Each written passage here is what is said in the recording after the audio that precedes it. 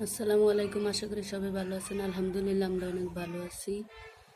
আজকে আমি এখান থেকে শাক উঠাইছি, কলমি শাক। তো চলেন কলমি শাকের ভর্তা করব আর কলমি শাকের বড়া বানাবো।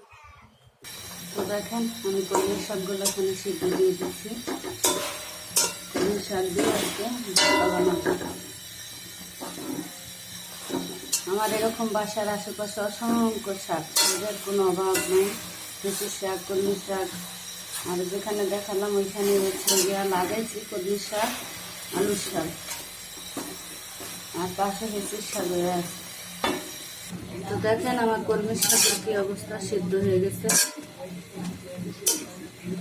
তো দেখেন আমি শাকের মতো পেঁয়াজ রসুনগুলো দিয়ে দিচ্ছি।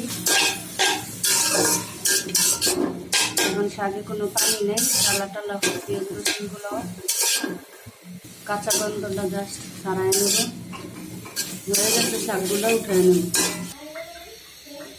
তো এখন আমি ভর্তাটা বানিয়ে নেব।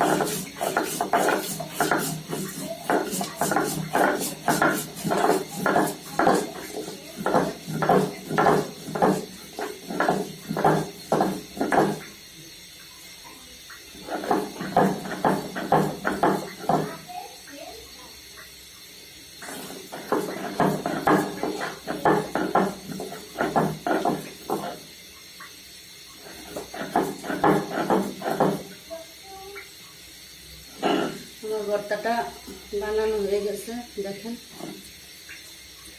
তো আমি বলছিলাম যে শাক ভর্তা বানাবো, কলমি শাক আর কলমি শাকের বড়া বানাবো। তো আমি আজকে বড়াটা শেয়ার করতে পারলাম না, সময় নাই।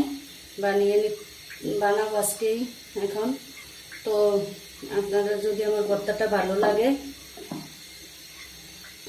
আমার চ্যানেলটা সাবস্ক্রাইব করে কমেন্টে জানিয়ে দিবেন। আল্লাহ হাফেজ।